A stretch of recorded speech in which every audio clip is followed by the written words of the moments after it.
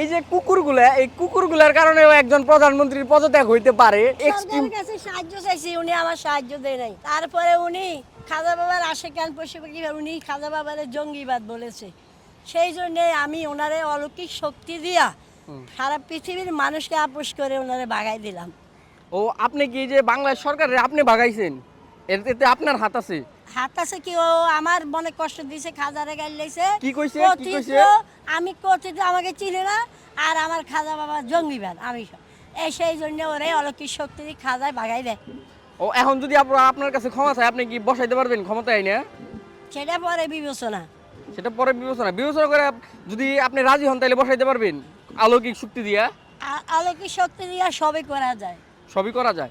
ও যদি তাকে ভালো লাগে। প্রাক্তন প্রাইম মিনিস্টারের কথা বলতেছেন, উনাকে আপনি আপনার এই কুকুর ভালোবাসা না দেখে কি ক্ষমতা দিয়ে গেছেন? আমাকে বলে প্রশ্ন করছিল, বলছে আমি বাংলাদেশ এত সুন্দর করি, ও আমারে আমি বলছি আমি খাজা বাবার আশে খান, খাজা 360 পাগল, তুমি দেশ সুন্দর করো, দেশের জিনিস দাও। ও খাজাকে আমারে গালি দিছিল জঙ্গিবাদ, আমাকে চিনে না, কথিত বাড়ি চিনে না।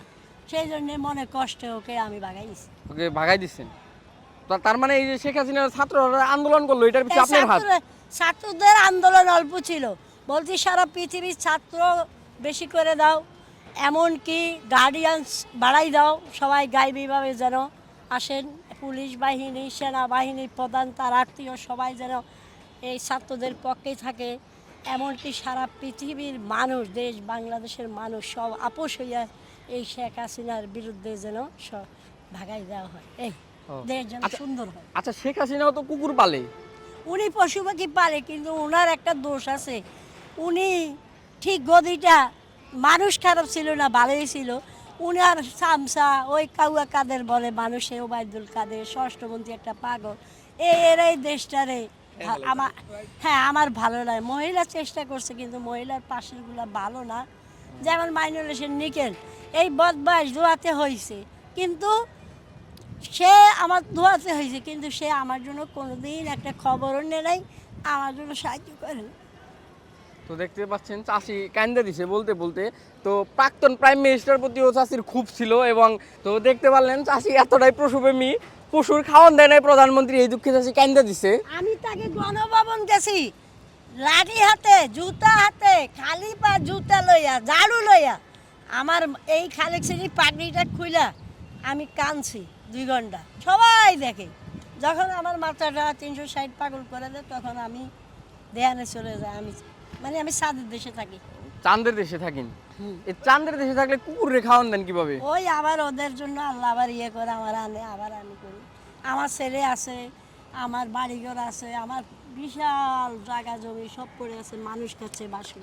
তো আমার কোনো টাকা পয়সা বাড়িঘর কোনো কিছুই আমি চাই না, আমি চাই আল্লাহকে, আল্লাহকে ভালোবাসি। আপনার তো অনেক আধ্যাত্মিক ক্ষমতা আছে, আমার একটু দোয়া করে দেওয়া যায় না, জানি আমি অনেক বড় হইতে পারি?